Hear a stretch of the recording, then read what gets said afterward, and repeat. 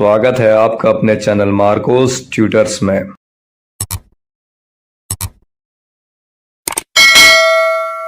तो आज हम लोग इसके आगे के क्वेश्चन सॉल्व करेंगे, जिसके लिए हमको कुछ नई प्रॉपर्टीज, नए थ्योरम सीखने पड़ेंगे जो बहुत ही सिंपल है, और वो यूज करके हम लोग कोशिश करेंगे कि आज 4-5 क्वेश्चन सॉल्व करें। ये एक्सरसाइज थोड़ा डिफिकल्ट एक्सरसाइज है।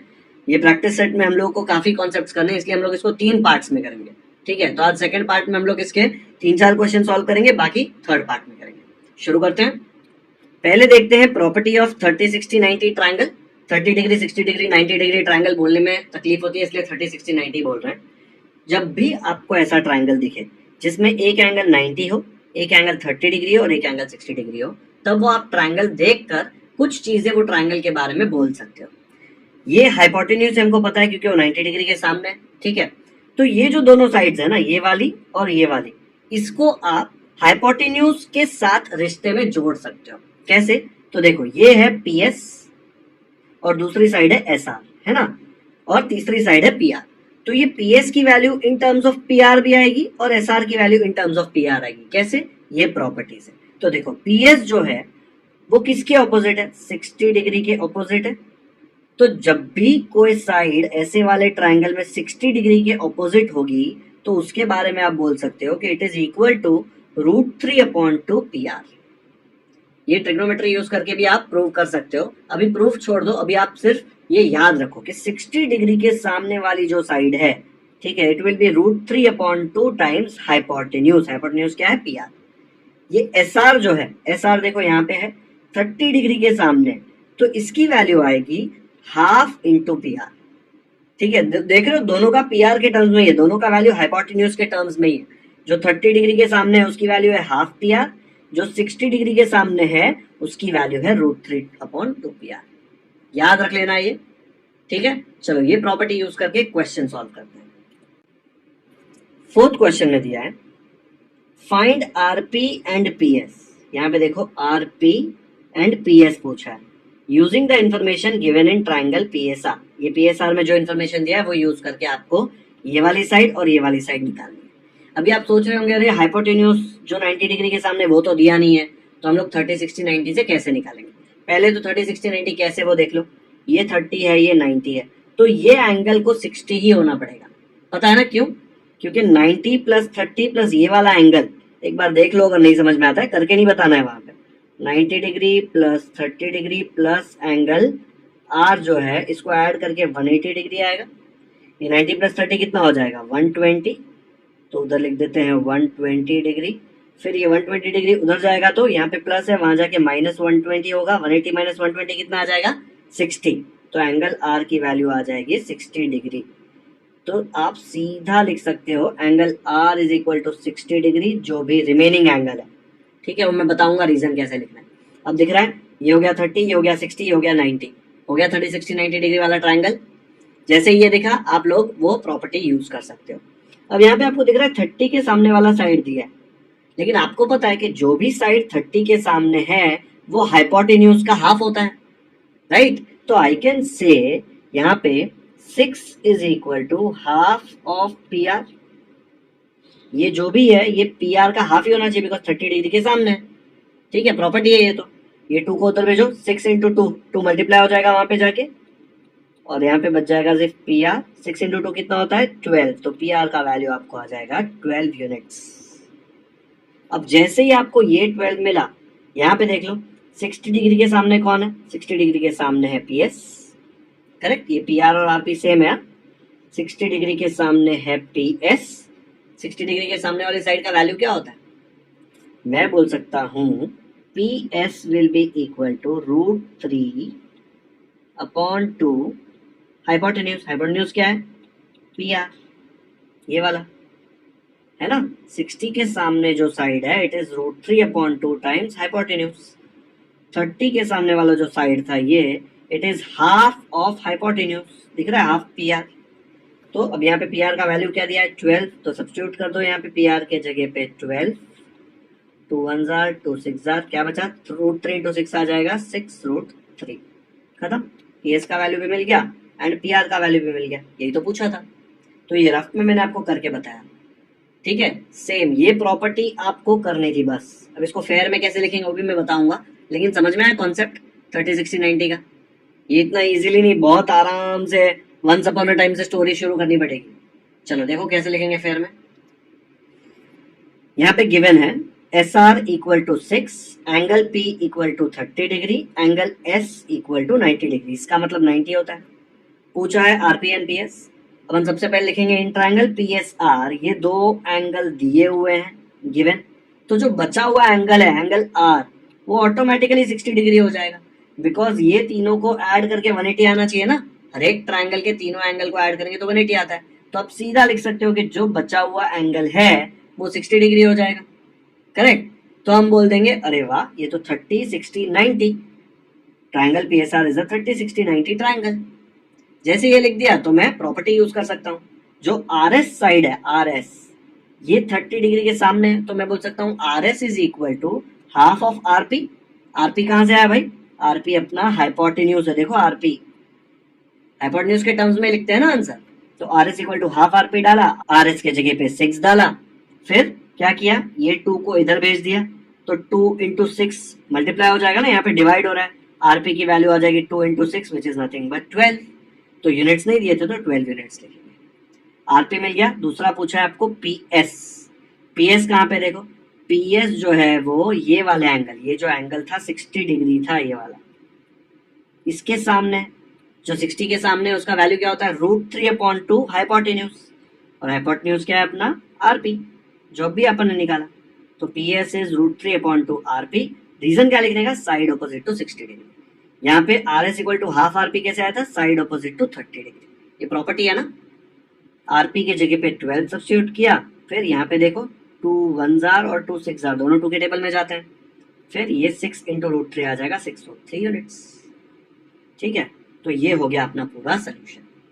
क्या यूज किया हमने, 30 डिग्री 60 डिग्री 90 डिग्री ट्रायंगल की प्रॉपर्टी। एक बार साइड ऑपोजिट टू 30 डिग्री, दूसरी बार साइड ऑपोजिट टू 60 डिग्री। देखा, एक साइड दिया था सिर्फ और तीनों एंगल दिए थे, तो आप बाकी दोनों साइड इजीली निकाल सकते हो। ये नहीं दिया होता और ये दिया होता तो भी चलता, लेकिन एक साइड देना पड़ेगा। ठीक है, तीनों एंगल दे दिए और एक साइड दिया, तो आप बाकी दोनों साइड आराम से निकाल सकते हो। डन। चलो वीडियो पॉज करके कॉपी करो फटाफट से, आगे बढ़ते हैं। नेक्स्ट प्रॉपर्टी है property of 45 degree 45 degree 90 degree triangle. आपको कहीं पे भी ऐसा ट्रायंगल दिखा जिसमें एक एंगल 90 डिग्री है और बाकी दोनों एंगल 45 है, तो आप ये वाला प्रॉपर्टी यूज कर सकते हो। सीधा ये ट्रायंगल देखकर आप दो चीजें ट्रायंगल के बारे में बता सकते हो। क्या बोल सकते हो कि ये जो साइड ए बी है एंड ये साइड बी सी है, इसको आप ए सी के टर्म्स में लिख सकते हो। ए सी के साथ इसका रिश्ता बना सकते हो। क्या आएगा रिश्ता, A B will be equal to 1/√2 times A C and BC जो है ये वाला, that will also be equal to 1/√2 times AC। दिख रहा है AB और AC के बीच का रिश्ता ये है। आप उसके बारे में लिख पा रहे हो ना, इक्वल टू करके। और दिख रहा है दोनों वैल्यू इक्वल है। क्यों इक्वल है, ये 45 मतलब दोनों एंगल इक्वल। दोनों एंगल इक्वल मतलब ये कौन से टाइप का ट्रायंगल हुआ, जो दो साइड्स इक्वल होती है उसी में बेस एंगल इक्वल होते हैं ना। ये बेस एंगल ही है, ट्रायंगल को थोड़ा उल्टा घुमा के रखा है, तो इसके सामने जो साइड होगी वो कॉन्ग्रुएंट होगी। तो ये वाला साइड और ये वाला साइड कॉन्ग्रुएंट होगा, बिकॉज ये आइसोसेलेस ट्रायंगल है। अब आप बोलेंगे अरे सर नहीं, ये तो राइट एंगल ट्रायंगल है। अरे राइट एंगल के साथ साथ वो आइसोसेलेस भी है, ऐसा हो सकता है। तो ये आइसोसेलेस राइट एंगल ट्रायंगल, नाम याद रखने की जरूरत नहीं है, बट इतना देख लो दोनों एंगल जब कॉन्ग्रुएंट है तो उनके सामने के साइड्स भी कॉन्ग्रुएंट ही होते हैं हमेशा। और यहाँ पे वो केस है आइसोसेलेस ट्रायंगल वाला, इसलिए दोनों साइड की वैल्यू सेम है। क्या है, 1/√2 AC 1/√2 AC। AC कहां से आया भाई, AC हाइपोटेन्यूज से आया। ठीक है, तो ये वैल्यू याद रख लो और इसको यूज करके अपना नेक्स्ट क्वेश्चन करते हैं। फिफ्थ क्वेश्चन दिया है, for finding AB and BC with the help of information given in figure 2.20 complete the following activity. तो यहाँ पे देखो इन्फॉर्मेशन क्या दिया है, AB और BC पे सेम साइन दिया हुआ है, मतलब ये दोनों इक्वल है, और हाइपोटेन्यूज AC जो है वो √8 है। ठीक है, अब यहाँ पे 90 डिग्री एंगल भी दिया हुआ है। हमको पता है जब ये दोनों इक्वल होते हैं तो इनके जो सामने एंगल्स है, देखो इसके सामने ये वाला एंगल है और इसके सामने ये वाला एंगल है, राइट, दिख रहा है ना। अगर आपको बोलूं कि ये एंगल के सामने कौन सा साइड है तो यही साइड आएगा ना। ये एंगल के लिए ये वाला साइड और ये वाला साइड तो बाजू वाला साइड हुआ, खाली यही साइड है जो ऑपोजिट साइड है। वैसे ये एंगल के लिए ये ऑपोजिट साइड है, तो ये साइड के लिए ऑपोजिट एंगल ये होगा, ये साइड के लिए ऑपोजिट एंगल ये होगा। तो अगर साइड्स इक्वल है तो उनके ऑपोजिट एंगल्स भी इक्वल होंगे। तो हम लोग इसको नाम दे देते हैं एक्स, और एक्स इक्वल आएंगे ना, ठीक है। अभी ये मत देखो, ये एक्टिविटी हम लोग सॉल्व करने के बाद इसको फिल कर देंगे।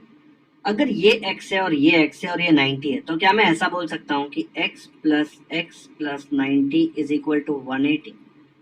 ये x प्लस एक्स क्या हो जाएगा 2x, ये 90 को उधर भेजूंगा तो ये प्लस 90 उधर जाके क्या बन जाएगा 180 डिग्री माइनस 90 डिग्री। 180 माइनस 90 कितना होता है, 180 माइनस 90 होता है 90 डिग्री।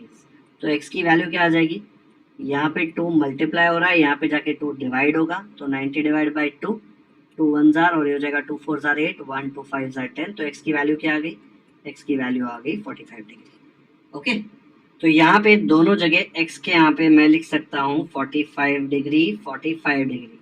कौन सा ट्रायंगल बन गया ये 45 45 90। तो इसकी प्रॉपर्टी क्या है कि जो साइड्स 45 डिग्री के ऑपोजिट है उसका वैल्यू होता है 1/√2 हाइपोटेन्यूज। वो यूज करके ये क्वेश्चन हम लोग सॉल्व करेंगे। A B equal to B C, देखो इसका रीजन क्या लिखेंगे, क्वेश्चन में दिया हुआ है given.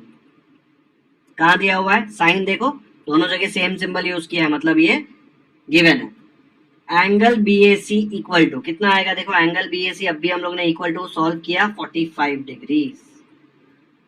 Therefore A B equal to B C equal to dash multiplied by A C. A B और B C equal to dash multiplied by A C. 45 45 90 का प्रॉपर्टी क्या बोलता था कि A B is equal to 1/√2 multiplied by A C, B C is also equal to 1/√2 multiplied by A C. तो 1/√2 multiplied by A सी आ जाएगा यहाँ पे। फिर यहाँ पे ए सी का वैल्यू क्या दिया है क्वेश्चन में, √8 दिया है, ये 1/√2 नीचे वैसे का वैसा कॉपी करेंगे 1/√2। फिर ये √8 को फैक्टराइज करेंगे तो 2√2 आएगा।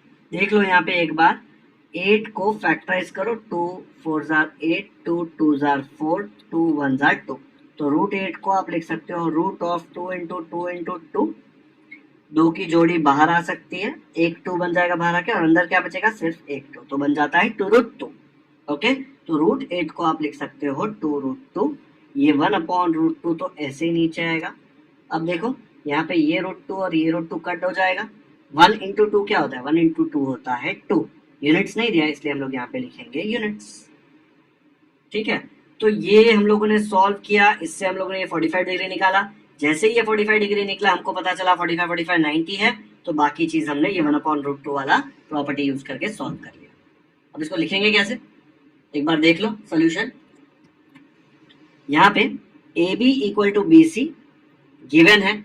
ये एक्टिविटी तो ऐसे आप भर सकते हो, लेकिन आपको इसके पहले का अगर वर्किंग दिखाना है, जो मुझे लगता है दिखाना चाहिए आपको वर्किंग, क्योंकि ये ऐसे ही हवा में 45 डिग्री नहीं आया है, ये 45 लाने के लिए आपने सॉल्व किया है। तो वो सॉल्व किया है वो दिखाना क्यों नहीं है, वो दिखाएंगे, फिर हम लोग एंड में लिखेंगे we will use this to complete the activity. तो कैसे आएगा सोल्यूशन, तो यहाँ पे मैंने बहुत ही डिटेल में दिया है कि इसको कैसे लिखेंगे। A B equal to B C, यहाँ पे हम लोग लिख देंगे गिवन। फिर ये angle A equal to angle C आ गया, कैसे, isosceles triangle theorem 9th standard में किया था, याद है। A B B C question में मार्क करके दिया है गिवन, ये एंगल इक्वल आ गए। Let angle A equal to angle C equal to X, ये दोनों को एक्स ले लिया था ना हमने, क्योंकि हम लोगों को ये एक्स का वैल्यू निकालना है। अब sum of all angles of a triangle is 180 degree, तो तीनों एंगल को ऐड किया तो 180, एंगल ए की जगह एक्स, एंगल सी की जगह पे एक्स, एंगल बी कितना है 90 डिग्री। तो ये 90 को उधर भेजा, 180 माइनस 90 हुआ, x प्लस एक्स आ गया 2x, 2x की value I 180 minus 90 which is 90, तो x की वैल्यू आ गई 45 डिग्री। फिर इसके नीचे लिखेंगे hence the completed activity is, और ये यहाँ पे इसको भर देंगे। ठीक है, आपको चाहिए तो यहाँ पे ये भी ऐसे कट करके बता दो, ये और ये कट हो गए। चलो कॉपी कर लो फटाफट से। जिनको डाउट है ये लिखना चाहिए कि नहीं, लिखना चाहिए, क्योंकि ऐसे ही कॉपी करके 45 डिग्री नहीं आया, सॉल्व करके 45 डिग्री आया। कर लिया कॉपी, टेंशन मत लो, इतना सही है, ये आपने 9th स्टैंडर्ड में काफी बार किया हुआ है। ठीक है, 10th स्टैंडर्ड का क्या किया है यहाँ पे, सिर्फ ये वाला लाइन यहाँ से, ये सिर्फ 10th स्टैंडर्ड का। ये कहाँ से आया 1/√2 इंटू ए सी। अगर चाहिए यहाँ पे, इन लोगों ने ना यहाँ पे ब्लैंक वाला डाला नहीं है, अगर आपको चाहिए तो आप डाल सकते हो साइड अपोजिट टू 45 डिग्री, लेकिन क्वेश्चन में पूछा नहीं इसलिए मैं नहीं लिख रहा।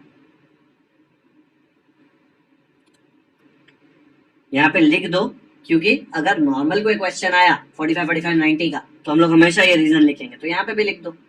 पूछा नहीं है, लेकिन आपको ऐसा नहीं लगना चाहिए कि ये नहीं लिखेंगे तो चलेगा, ये लिखना ही पड़ता है क्योंकि आपने प्रॉपर्टी यूज किया है। हो गया कॉपी? आगे बढ़ते हैं। 6th क्वेश्चन दिया है, find the side and perimeter of a square whose diagonal is 10 centimetres. अब स्क्वायर दिया है, डायगोनल 10 सेंटीमीटर्स दिया है, आप सोच रहे हैं पाइथागोरस थ्योरम का इससे क्या लेना देना है? बिल्कुल लेना देना है। स्क्वायर में हर एक एंगल कितना होता है? 90 डिग्री। 90 डिग्री है, मतलब आप क्या लगा सकते हैं? Pythagoras theorem. तो अगर मैं इसका एक फिगर बना दूं, देखो फिगर तो दिया नहीं है, स्क्वायर का नाम नहीं दिया, तो हमको जो चाहिए ले सकते हैं। तो मैं लेट्स से एक स्क्वायर ऐसे बना देता हूँ, इसके सारे एंगल्स 90 डिग्री होते हैं, मैंने सिर्फ एक लेबल किया, ये सारे 90 होते हैं, ठीक है। इसको नाम दे देते हैं ABCD। फिर इसमें एक डायगोनल बना देते हैं, जो डायगोनल का लेंथ दिया हुआ है 10 सेंटीमीटर्स। अब ये यूज करके आपको क्या निकालना है? साइड और फिर पेरीमीटर। एक बार साइड मिल गया, आपको पता है कि चारों साइड स्क्वायर का कॉन्ग्रुएंट होता है, और एक बार साइड मिल गया तो आप पेरीमीटर तो इजीली निकाल सकते हैं, बिकॉज पेरीमीटर क्या होता है? चारों साइड को ऐड करेंगे तो पेरीमीटर मिलता है। एंड आप साइड कैसे निकालेंगे? साइड देखो, ये वाला साइड और ये वाला साइड कॉन्ग्रुएंट है बिकॉज स्क्वायर है, तो मैं यहाँ पे ऐसे ही लेबल कर देता हूँ, चलो ये दोनों कॉन्ग्रुएंट है। लेट्स से इसको हम लोग नाम दे देते हैं x और x। अगर ये एंगल 90 डिग्री है तो मैं पाइथागोरस अंकल का थ्योरम इसमें लगा सकता हूँ ना। क्या बोल सकता हूँ कि hypotenuse square is equal to side square plus side square, correct.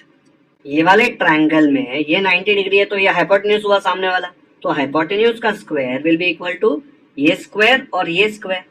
ये वाले सबको देखो ही मत, खाली ये ट्रायंगल देखो बस। ये ट्रायंगल में हमने पाइथागोरस लगा दिया। अब x square plus X square क्या होता है? X square plus X square होता है 2x स्क्वायर, 10 स्क्वायर होता है 100।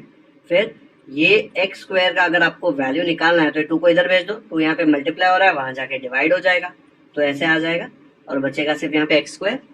ये 2 चला गया नीचे, फिर कट करो, 2 और 100 एक टेबल में जाते हैं ना, 2 के टेबल में, 2 1 जार 2 5 जार 2 0 जार 50। तो मुझे एक्स स्क्वायर का वैल्यू क्या आ गया? एक्स स्क्वायर का वैल्यू आ गया 50। ऐसे लिख सकता हूँ ना, therefore X square is equal to 50। तो एक्स का वैल्यू कैसे निकालेंगे? दोनों तरफ स्क्वायर रूट ले लेंगे। जैसे ही दोनों तरफ स्क्वायर रूट लेंगे, ये स्क्वायर और ये रूट कैंसिल हो जाएगा, बचेगा एक्स, और 50 का रूट यहाँ पे निकाल देते हैं। कैसे आएगा देखो, 2 25 जार 5 5 जार 5 1 जार, तो 2 बार 5 रिपीट हो रहा है तो 5 अकेला बाहर आ जाएगा, इसके पास कोई जोड़ी नहीं है तो वो अंदर रह जाएगा 5√2। तो x के जगह पे मिल जाएगा आपको 5√2। बस x क्या था आपका? x था साइड, तो हम लोग सीधा बोल सकते हैं कि side of the square is 5√2 centimetres. Okay, ये रफ में करा रहा हूँ, इसको फेयर में करेंगे बाद में, लेकिन अब इजीली समझ में आ गया, पाइथागोरस लगाया और हमारा काम हो गया। अब पेरीमीटर पूछा है, ये तो 4th 5th स्टैंडर्ड में सीखा था, है ना। चलो यार 6 7 में सीखा होगा, लेकिन पेरीमीटर ऑफ स्क्वायर तो आता है। पेरीमीटर ऑफ स्क्वायर क्या होता है? This plus this plus this plus this करो, या 4 मल्टीप्लाइड बाय दिस करो। 4 बार साइड रिपीट हो रहा है ना, तो 4 मल्टीप्लाइड बाय साइड, साइड 5√2 है, तो मैं क्या बोल सकता हूँ भाई? Perimeter is equal to 4 multiplied by 5√2। 4 5 होता है 20 और √2 ऐसे खत्म, 20√2 सेंटीमीटर, ये भी सेंटीमीटर। तो हम लोगों ने पेरीमीटर भी निकाल लिया और साइड भी निकाल लिया। जब इसको लिखेंगे तो बहुत ही इज्जत में लिखना पड़ेगा, सब कुछ बताना पड़ेगा कि भाई ये एक्स क्या है, पाइथागोरस थ्योरम लगा है, लेकिन अभी रफ में एटलीस्ट कॉन्सेप्ट समझ लो। मैं हमेशा रफ में क्यों कराता हूँ पहले, ताकि आपको दिमाग में आपकी ये ऐसे सॉल्व कर लेना है कि अच्छा ये ऐसे सोल्यूशन में निकालूंगा, पूरा स्टेप्स नहीं देखना है आपको। सोचना है चलो पाइथागोरस लगाऊंगा तो मुझे साइड मिल जाएगी, साइड मिल गई तो मुझे पेरीमीटर मिल जाएगा, तो आपको क्वेश्चन डिफिकल्ट नहीं लगेगा। कितनी बार आप डायरेक्टली लिखने की कोशिश करोगे ना तो बहुत कैंसलेशन होगा, इसलिए दिमाग में ये सोचना है, प्रैक्टिस करो कि आप दिमाग में ऐसे सोच सको। अगर हर एक कॉन्सेप्ट क्लियर होगा तो आप सोच पाएंगे। ओके, तो क्वेश्चन देख के दिमाग में स्टेप्स इमेजिन करने के, अच्छा ये करूंगा, कैलकुलेशन इमेजिन नहीं करने का, कैलकुलेशन तो बच्चों का खेल है ना, आ जाएगा, प्रैक्टिस करोगे तो आ जाएगा, टेंशन मत लो। ओके, चलो इसको देखते हैं फेयर में कैसे करेंगे। तो फेयर में इसका सोल्यूशन ऐसे आएगा, प्रॉपरली जब लिखेंगे तब देखो यहाँ पे, find the side and perimeter of a square which diagonal is 10 centimetre. कुछ नाम नहीं दिया, स्क्वायर नहीं दिया, तो मैंने बोला भाई let quadrilateral ABCD be the square with diagonal AC equal to 10 centimetre. Also all sides of square are congruent, है ना। तो हम लोग बोलेंगे देयरफॉर लेट सारे साइड जे B equal to B C equal to C D equal to A D equal to X centimetre. ये X नहीं लेंगे तो भी चलता है, लेकिन एक्स लेंगे ना तो लिखना नहीं पड़ता, बार बार इतने बड़े बड़े नाम नहीं लिखने पड़ते, ठीक है। अब ये वाला छोटू ट्राइंगल ले लेते हैं, ट्राइंगल ए बी सी, मैंने यहाँ पे ए बी डी लिख दिया है, इसके जगह पे ए बी सी होना चाहिए, ठीक है, ये ए बी सी होना चाहिए। ए बी डी ऐसे बनेगा, उसमें भी कर सकते हो, लेकिन हमने ये वाला ट्राइंगल लिया हुआ है तो इसको ए बी सी कर देता हूँ। तो अब देखो A B square plus B C square is equal to A C square, Pythagoras theorem. फिर X square plus X square, क्योंकि ए बी और बी सी दोनों का वैल्यू एक्स है, और 10 स्क्वायर हो जाता है 100। X square plus X square, देखो एक्स स्क्वायर का कोएफिशिएंट 1, 1 प्लस 1 हो जाएगा 2, साथ में एक्स स्क्वायर तो 2x स्क्वायर, ऐसे ही ऐड होता है ना दोनों। फिर ये 2 को उधर भेज दो, वहां जाके डिवाइड होगा, कट होके एक्स स्क्वायर इक्वल टू 50/1 आएगा, एक्स स्क्वायर इक्वल टू 50 आएगा, दोनों तरफ हम स्क्वायर रूट लेंगे तो ये छतरी के साथ ये स्क्वायर कट तो बचेगा x, और स्क्वायर रूट ऑफ 50 मैंने आपको कैलकुलेट करके बताया कि आता है 5√2 सेंटीमीटर। यहाँ पे देख लो उसका कैलकुलेशन भी किया हुआ है, ठीक है। देखो 2 बार 5 रिपीट हो रहा है तो उसकी जोड़ी बाहर आ जाएगी, और एक 2 बेचारा है वो छतरी के अंदर रह जाएगा। ये छतरी में होता है तो ऐसे फैक्टराइज करते हैं। तो x क्या था, x था साइड ऑफ स्क्वायर, तो मैंने बोल दिया side of square is 5√2 centimetre. इसको बॉक्स बनाया क्योंकि ये पूछा था उसने। नेक्स्ट है पेरीमीटर ऑफ स्क्वायर, उसका फॉर्मूला है 4 इंटू साइड, रीजन लिखने की जरूरत नहीं है, सबको पता है, या फिर आप side plus side plus side plus side लिखोगे तो भी सेम आएगा। साइड के जगह पे वैल्यू डाल दिया 5√2, 4 इंटू 5 हो जाता है 20√2 सेंटीमीटर आ गया पेरीमीटर। पेरीमीटर का यूनिट भी सेंटीमीटर होता है, पेरीमीटर लेंथ है ना। पेरीमीटर क्या होता है, आप लेंथ को ऐड करते हो, तो ऐड करोगे तो लेंथ का जो यूनिट है वही यूनिट पेरीमीटर का भी आएगा। ओके, चलो वीडियो पॉज करके फटाफट से कॉपी करो। ये बहुत ही ज्यादा सिंपल क्वेश्चन था। 10th स्टैंडर्ड का इसमें हमने क्या यूज किया, खाली ये वाला पार्ट, बस ये पहले का है। कैलकुलेशन भी बहुत किया है, और ये स्क्वायर के सारे साइड्स कॉन्ग्रुएंट है वो भी आपको पहले से पता है। सिर्फ ये एक लाइन ये भी आपने किया है, लेकिन चलो ऐसे अज्यूम कर लेते हैं कि 10th में सीखा है। हो गया कॉपी। नेक्स्ट करते हैं। 7th क्वेश्चन में दिया है, इन फिगर 2.21 ये वाला figure, angle DFE is 90 degree.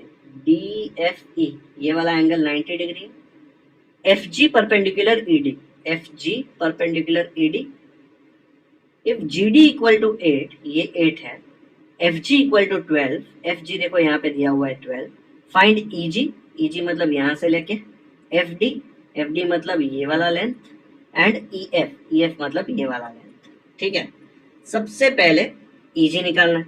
बताओ कौन सा क्वेश्चन है, दिख रहा है आपको?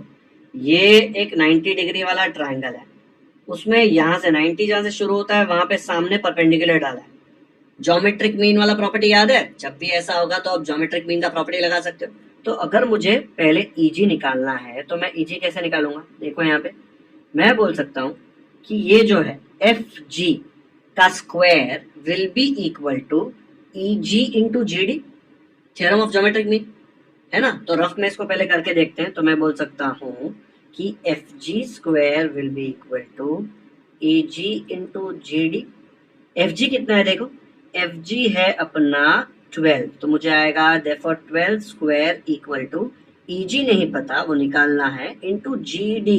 GD देखो यहाँ पे 8 है तो ये आ गया 8।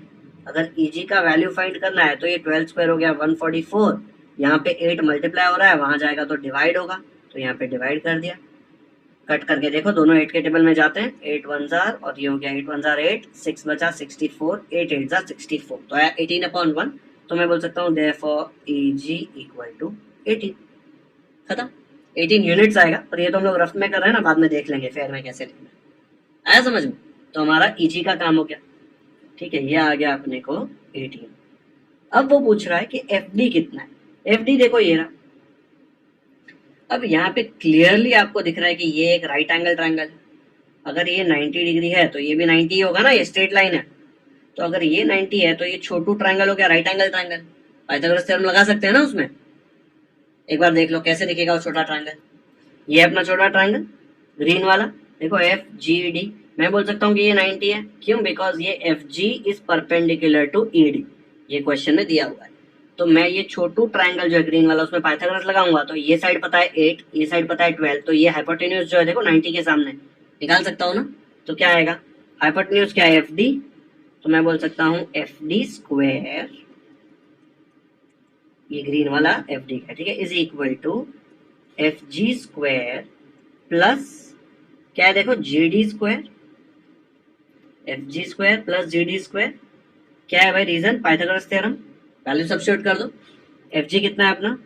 एफ जी है 12, तो 12 स्क्वायर, और जी डी कितना है? जी डी है 8, तो आ जाएगा 8 स्क्वायर। 12 स्क्वायर हो जाएगा 144, 8 स्क्वायर हो जाएगा 64, ऐड करके आएगा 448, 4 6 10, 208। ठीक है, ये है एफ डी स्क्वायर का वैल्यू। अगर मुझे एफ डी का वैल्यू निकालना है जो इन्होंने पूछा है, तो दोनों तरफ स्क्वायर रूट लेना पड़ेगा।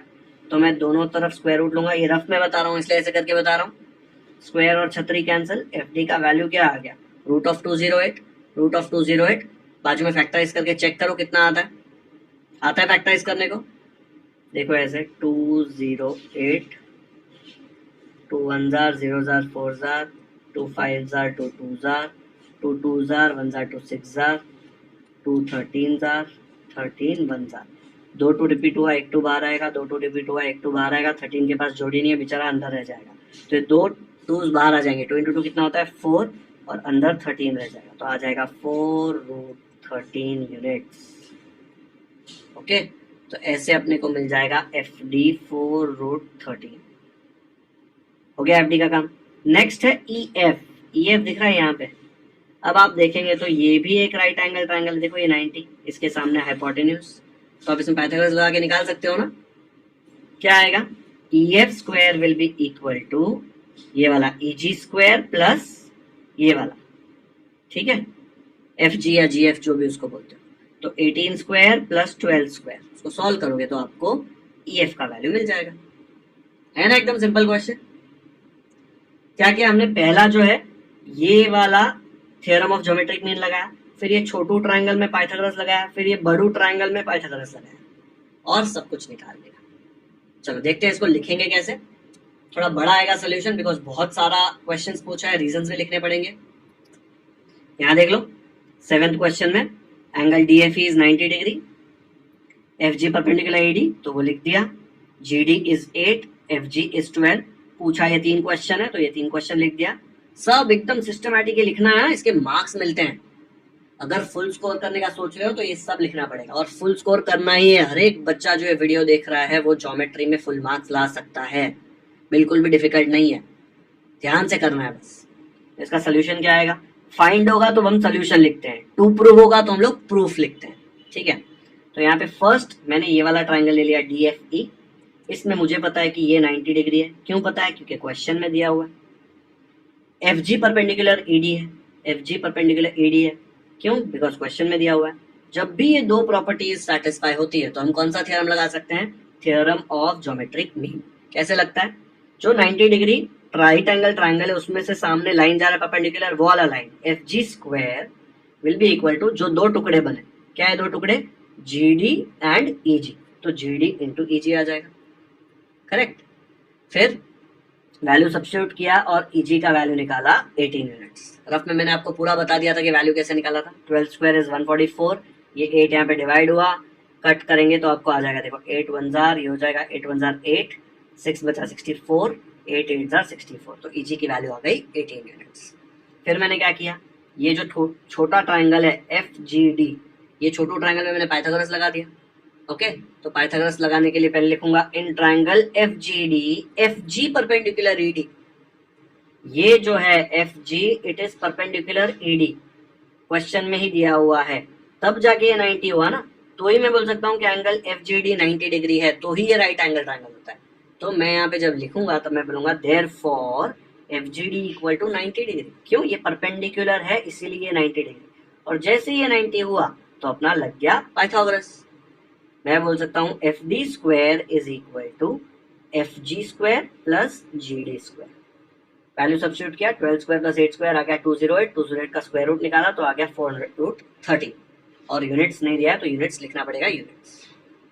ये taking square root on both sides भी रीजन हमेशा लिखना है। आपकी स्कूल टीचर नहीं लिखती है फिर भी आपको लिखना है, क्योंकि बोर्ड में ये एक्सपेक्टेड। डन। अभी जो इसका तीसरा पार्ट है ये ई एफ, ये वाले ट्राइंगल में पाइथागोरस लगेगा, लेकिन सबसे पहले वो लिखना पड़ेगा कि F G perpendicular E D. क्यों लिखना पड़ रहा है? क्योंकि यहाँ पे दिया नहीं है कि 90 है, इन्होंने क्या बोला कि परपेंडिकुलर है, तो परपेंडिकुलर है हम लिखते हैं, फिर हम लोग लिखते हैं कि देयरफॉर इट इज 90 डिग्री। तो ये जो बड़ा ट्राइंगल इसमें भी मैं ऐसे लिखूंगा F G perpendicular E D, therefore FGE equal to 90। देखो कैसे आएगा, FGE में FG परपेंडिकुलर ED, देखो FG इक्वल टू 90। अब देखो 90 के सामने hypotenuse EF square is equal to FG square plus EG square. Value substitute किया, 12 स्क्वायर आया 144, 18 स्क्वायर आया 324, दोनों को ऐड किया 468, 468 का स्क्वायर रूट ले लिया दोनों तरफ। ठीक है, ये जो स्क्वायर रूट है ये वाला स्टेप हमको यहाँ पे लिखना चाहिए इसके ऊपर। ओके, और फिर हमने स्क्वायर रूट निकाला उसका, और स्क्वायर रूट निकाल के हमने 6 रूट 13 कैसे निकाला, देखो यहाँ पे 468 को मैंने यहाँ पे फैक्टराइज किया, 2 की एक जोड़ी, 3 की एक जोड़ी और 13 अकेला अंदर बच गया, 2 इंटू 3 बाहर आ गया विच इज 6 और रूट 13 अंदर। ये रफ वर्क मैंने आपको समझ में आया इसके लिए किया हुआ है। आया समझ में? तीनों क्वेश्चन हमने इसके सॉल्व कर लिए 7th वाले के। देख लो एक बार कैसा है।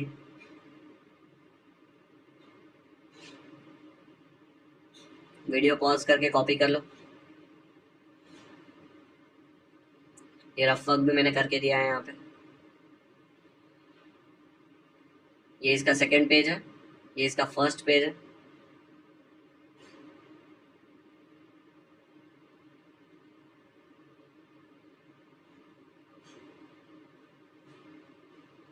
हो गया कॉपी?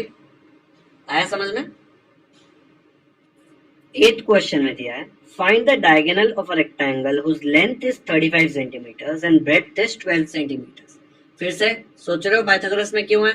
क्योंकि रेक्टेंगल का भी हर एक एंगल 90 डिग्री होता है। ठीक है, तो यहाँ पे रेक्टेंगल दिया नहीं है तो मैं एक रेक्टेंगल बना लेता हूँ, उसका डायगोनल भी बना लिया AC। यहाँ पे उसने क्या पूछा है, AC का लेंथ पूछा है और वो बोल रहा है कि ये AB जो है लेंथ ये 35 सेंटीमीटर है और ब्रेड जो है वो 12 सेंटीमीटर है। टाइम पास, इसमें पाइथागोरस लगाओ, AC square will be equal to 35 square plus 12 square, और फिर दोनों तरफ स्क्वायर रूट लेंगे तो AC का वैल्यू मिल जाएगा। सिंपल है। चलो वीडियो पॉज करो, खुद से ट्राई करो, मैं इसका सोल्यूशन दूंगा। ऐसे मत सोचो डिफिकल्ट क्वेश्चन होमवर्क में दे रहा हूँ। इसके पहले हमने स्क्वायर किया था, स्क्वायर में दोनों साइड इक्वल होता था, रेक्टेंगल में दोनों साइड इक्वल नहीं है लेकिन दोनों साइड का वैल्यू दिया है आपको और सिर्फ इसका वैल्यू पूछा है। लेकिन फेयर में लिखो, रफ में ऐसे ही मत बनाओ, क्योंकि आपको पता चलना चाहिए कि सोल्यूशन कैसे लिखना होता है एग्जाम में। कर दो वीडियो पॉज। तो जिन्होंने खुद से नहीं किया है अभी भी कर लो वीडियो पॉज, हीरो मत बनो, सॉल्व करना ही है। चलो जिसने किया है आंसर चेक कर लो, आंसर आ रहा है 37 सेंटीमीटर्स। ओके, कैसे आएगा? लिख दिया ऐसे, let quadrilateral ABCD be the given rectangle with AB equal to 35 centimetres and BC equal to 12 centimetres. Rectangle दिया नहीं था क्वेश्चन में, सिर्फ वर्ड लिखा था। हमने ABCD लिया तो बताना पड़ेगा कि भाई हमने ABCD लिया हुआ है, उसका AB 35 है, BC 12 है। अब ट्राइंगल ABC में मैं बोल सकता हूँ angle ABC 90 degree, because angle of a rectangle. जैसे ही वो 90 डिग्री हुआ मैं इसमें पाइथागोरस अंकल का थ्योरम लगा दूंगा, AC square is equal to AB square plus BC square. Value substitute करो, 35 square plus 12 square, 35 square calculate करके आया 1225, 12 स्क्वायर आया 144, दोनों को ऐड किया आ गया 1369, और मुझे AC स्क्वायर नहीं चाहिए, मुझे AC चाहिए, तो दोनों तरफ मैंने ले लिया स्क्वायर रूट। तो जब मैंने यहाँ पे AC स्क्वायर लिख दूं क्या, देख लो यहाँ पे AC स्क्वायर, जब मैंने दोनों तरफ स्क्वायर रूट लिया तो ये कट होके बन गया सिर्फ AC और यहाँ पे आ गया स्क्वायर रूट ऑफ 1369। ओके, 1369 का स्क्वायर रूट कैलकुलेट किया तो आ रहा है 37 सेंटीमीटर्स। स्क्वायर रूट कैलकुलेट करने में प्रॉब्लम होता है तो स्क्वायर रूट वाला वीडियो देख लो, मेरे चैनल पे अवेलेबल है, उसमें मैंने स्क्वायर और स्क्वायर रूट 5-10 सेकंड में कैसे कैलकुलेट करते हो बताया हुआ है। तो जैसे ही AC 37 आया, ये फाइनल आंसर नहीं है। क्वेश्चन में AC कहीं पे भी दिख रहा है क्या? नहीं। क्वेश्चन में डायगोनल पूछा है तो हम बोलेंगे the diagonal of a rectangle is 37 centimetres. Okay, easy था ना काफी? चलो खुद से आया तो कमेंट्स में मुझे जाके बताओ कि I solved 8 question on my own and I got the right answer. नहीं आया तो कोई टेंशन नहीं है, मैंने पूरा सोल्यूशन आपको दिखाया और एक्सप्लेन किया हुआ है। डन। तो आज के लेक्चर में मैंने 4th क्वेश्चन कराया, 5th कराया, 6th, 7th एंड 8th। ठीक है, अब इसमें सिर्फ क्वेश्चन 9 और 10 बचे जो हम लोग लेक्चर 3 में करेंगे। तो आज का लेक्चर यहीं पे खत्म करते हैं। अगर वीडियो पसंद आया तो लाइक जरूर करें, लिंक अपने दोस्तों के साथ व्हाट्सएप पर शेयर करें ताकि उनको भी पाइथागोरस थ्योरम के हर एक कॉन्सेप्ट में कोई डिफिकल्टी ना आए। अगर आपने चैनल को ऑलरेडी सब्सक्राइब कर दिया है तो थैंक यू, नहीं किया है अब तक वीडियो देख रहे हो, समझ में आ रहा है तो कर दो सब्सक्राइब, क्योंकि ये चैनल पे हम हर एक चैप्टर के हर एक प्रैक्टिस सेट और हर एक प्रॉब्लम सेट का क्वेश्चन डिटेल में सॉल्व करेंगे। मैं कुछ भी होमवर्क नहीं देता यहाँ पे। इसका मतलब ये नहीं कि आपको खुद से प्रैक्टिस नहीं करना है, मैं सॉल्व कराते कराते बहुत कुछ प्रैक्टिस कराता हूँ, लेकिन ऐसे नहीं छोड़ दूंगा कि इजी क्वेश्चन करा दूं, डिफिकल्ट क्वेश्चन होमवर्क के लिए दे दूं। ठीक है, ऐसे नहीं करेंगे हम लोग, सारे क्वेश्चन सॉल्व करेंगे। तो कर लो सब्सक्राइब, बेल आइकन पर भी क्लिक कर दो, ताकि जैसे ही मैं नेक्स्ट वीडियो अपलोड करूं आपको नोटिफिकेशन आए और आप वो इंपॉर्टेंट लेक्चर मिस ना करें। कमेंट में मुझे जरूर बताएं कि आपको ये वीडियो कैसा लगा। Thank you so much for watching this video.